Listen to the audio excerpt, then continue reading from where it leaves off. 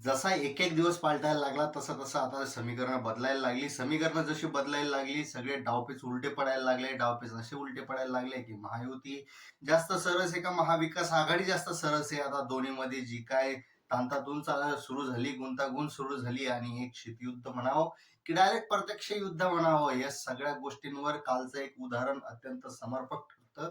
कारण काल एक घटना घडली ती म्हणजे महादेव जानकर यांनी महायुतीतच राहण्याचा फैसला घेतला आणि शरद पवार गटाची सगळी प्लॅनिंग कुडमुडून कुडमुडून कुडमुडून खाली पडली. आता याच्यातली मजा काय होऊ शकते आपण सगळं पाहूया या व्हिडिओच्या माध्यमातून. आता काय होऊ शकतं, समीकरण काय बदललं आणि एका रात्रीतून असं काय झालं की महादेव जानकर जे टीका करत होते भाजपावर, भाजप हा असा पक्ष आहे तो लहान पक्षांना गिळून घेतो असं म्हणणारे महादेव जानकर दुसऱ्याच दिवशी अचानक कस काय पक्षात पुन्हा गेले आणि तिकडून जागा लढवण्याचं त्यांचं काहीतरी फिक्स झालंय. या व्हिडिओच्या माध्यमातून पाहूया. नमस्कार, मी सूरज कुमार उषाबाई सुधाकर. आपण पाहतात बोल बिनधास्त. आता या विषयाचा जर आपण अभ्यास केला तर आपल्या लक्षात येतं की माढा ही अत्यंत महत्वाची जागा आहे.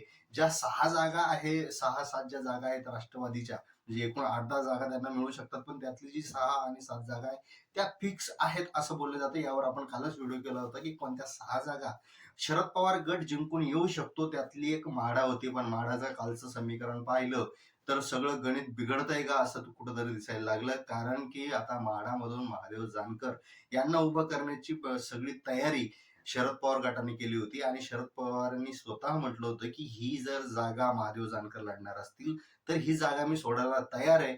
आता ज्या पद्धतीनं कधी काळी एकदा बारामतीतून त्यांनी जी निवडणूक लढवली होती महादेव जानकरांनी, ज्या पद्धतीनं त्यांनी मतं घेतली होती ते पाहता आता माढाची निवडणूक मोठी इंटरेस्टिंग होणार होती असं दिसायला लागलं होतं. पण आता सगळं समीकरण बदललं. आता याच्यातून काय साध्य झालं, भाजपनं असा डाव काय केला, यातून काही गोष्टी आपल्या समोर येतात. मुख्य 3-4 गोष्टीचा जर आपण जर विचार केला त्यातली पहिली गोष्ट म्हणजे जो बच्चू कडू असेल, महादेव जानकर असेल, या दोघांनी जी टीका केली होती की भारतीय जनता पक्ष छोट्या पक्षांना खाऊन टाकतोय, गरजेपुरता वापरतोय, या सगळ्यांना कुठंतरी त्यांनी आता प्रत्युत्तर दिलंय आपल्या ह्या एका मुवमेंट मधून, एका कृतीतून. त्यामध्ये आठवले यांनाही तो संदेश गेला असेल, बच्चू यांनाही तो संदेश गेला असेल, अर्थातच जानकरांनाही संदेश गेला. आता या 3-4 जे लहान लहान घटक पक्ष त्यांच्या सोबत आहे की तुम्हाला आम्ही डावलत नाही, फक्त योग्य संधीची आम्ही वाट पाहतो, असा एक मेसेज यातून गेलाय.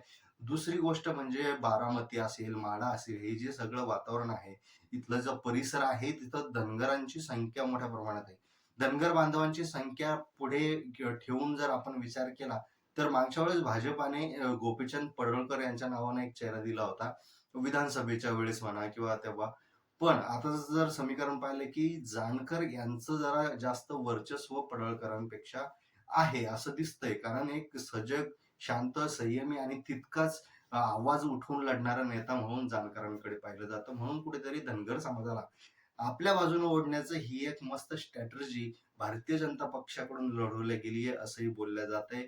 तिसरं सगळ्यात महत्वाचं कारण म्हणजे माढाची जी जागा होती तिथं ऑलरेडीच इतकं सारं महायुतीत गडबड चालू आहे, सगळी रस्सीखेच चालू आहे आणि या सगळ्या संदर्भात जर आता तिथला ऑलरेडी उमेदवार जाहीर केलेला आहे किंवा भाजपाचा दुसरा उमेदवार असला तरी महादेव जानकरांची जी शक्ती आहे ती तिथून लागणार आहे.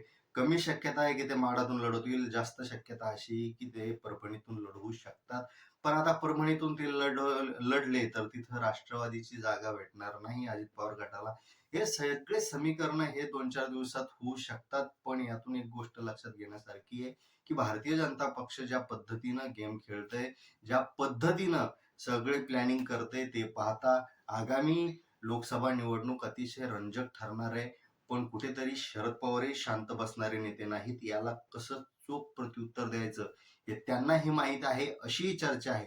आता येणाऱ्या ह्या पक्षप्रवेशामुळे म्हणा किंवा त्यांनी जो निर्णय घेतला जानकरांनी याचा राजकारणावर किती मोठा प्रभाव पडतो हे येणाऱ्या दिवसात कळणारच आहे. पण तोपर्यंत आपल्याला काय वाटतं याबद्दल कमेंटमध्ये नक्की सांगा.